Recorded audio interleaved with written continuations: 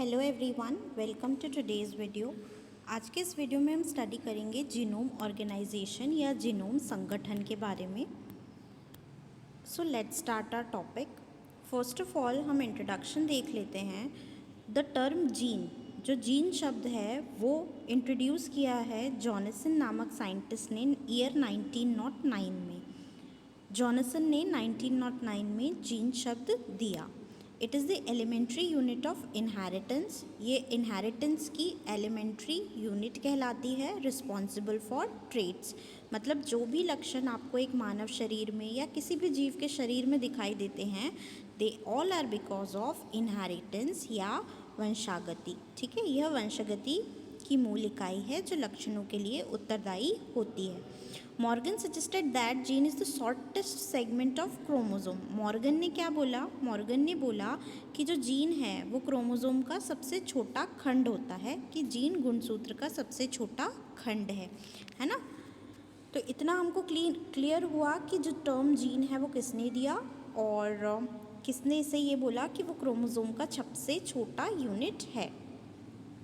फिर हम देखें जीन कंसेप्ट या जीन की जो अवधारणा है वो किसने दी। तो जीन की अवधारणा विलियम जॉनसन ने दी इन ईयर 1909। इन्होंने जीन को टर्म किया या नामकरण किया। ठीक है, जीन जीवों की मूल वंशागति इकाई है। And he avoided physical and chemical attribute. उन्होंने फिजिकल और केमिकल एट्रीब्यूट्स जो थे उनके बारे में नहीं बताया था। और उन्होंने यह भी बताया कि डीएनए का खंड है जो एक कार्यशील उत्पाद को कोड करता है। ठीक है, जीन के बारे में उन्होंने ये बताया। जीन की अवधारणा बहुत ही इंपॉर्टेंट है मॉलिक्यूलर बायोलॉजी में, तो आप विलियम जॉनसन का नाम ज़रूर याद रखें। Then what is gene? Gene क्या है? बहुत ही इंपॉर्टेंट क्वेश्चन है। What is gene? It is a unit of genetic material which can replicate. प्रतिलिपि बना सकता है, मतलब ऐसा अनुवांशिक पदार्थ या ऐसा हेरिडिटी मटेरियल जो अपनी प्रतिलिपि बना सकता है।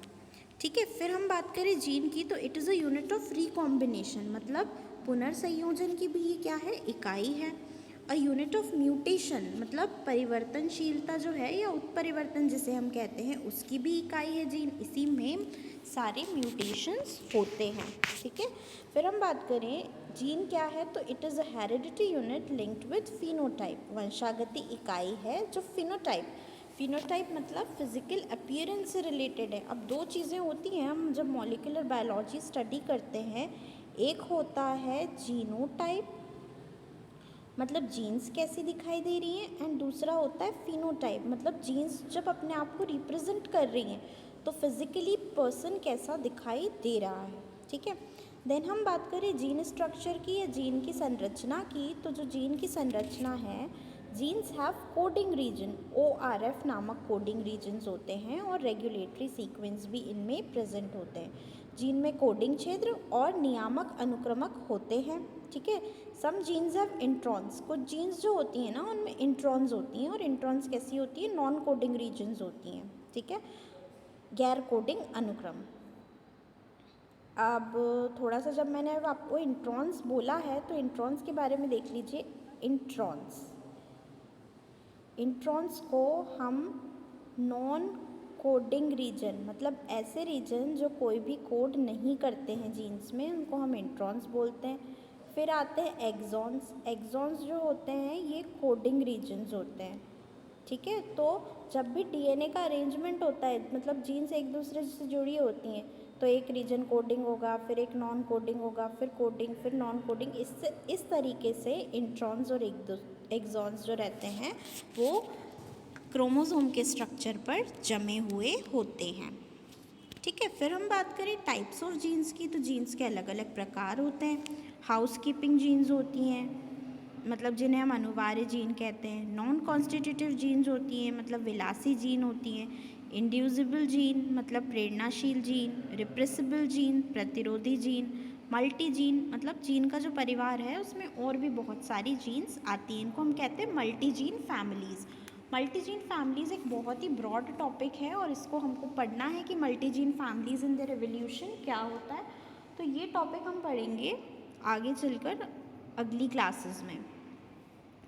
फिर हम देखें स्पेशल टाइप या विशेष प्रकार के कुछ जीन्स हैं, उनके भी यहाँ पर नाम दिए हुए हैं। जैसे रिपीटेड जीन मतलब पुनरावृत्त जीन होती हैं, सिंगल कॉपी जीन मतलब एकल प्रतिलिपि जीन, सूडो जीन्स मतलब छद्म जीन होती हैं, फॉल्स जीन्स भी कह सकते हैं हम इसको, प्रोसेस्ड जीन्स मतलब प्रसंस्कृत जीन होती हैं, स्प्लिट जीन्स मतलब विभाजित जीन्स होती हैं।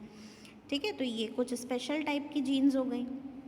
फिर हम बात करें ट्रांसपोजोन्स भी बहुत ही इम्पॉर्टेंट हैं। ट्रांसपोजोन्स जो हैं इनकी जो डिस्कवरी थी वो की है MC क्लिंगटक ने इन ईयर 1951। ठीक है, DNA segments that can move.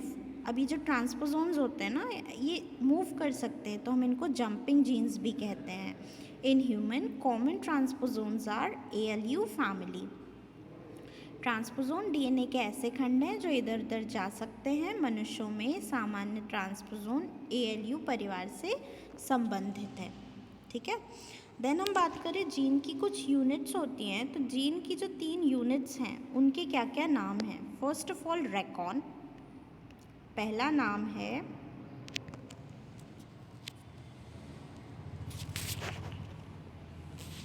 Recon, दूसरा है म्यूटॉन और तीसरा है सिस्टॉन। इनके बारे में हम डिटेल से भी स्टडी करेंगे। तो सबसे पहले हम देख लेते हैं basic. Smallest unit of recombination को हम रेकॉन कहते हैं। पुनर्संयोजन की सबसे छोटी इकाई जो होती है वो रेकॉन होती है। Recon is related to recombination. ठीक है, देन म्यूटॉन जो है स्मॉलेस्ट यूनिट ऑफ म्यूटेशन है, मतलब उत्परिवर्तन की सबसे छोटी इकाई है। और ये जो उत्परिवर्तन होता है ये जीन्स में ही होता है।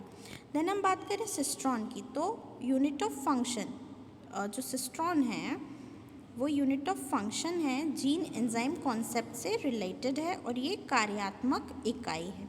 ठीक है, सो आई थिंक ये आपको समझ में आया। That's all for today, thank you.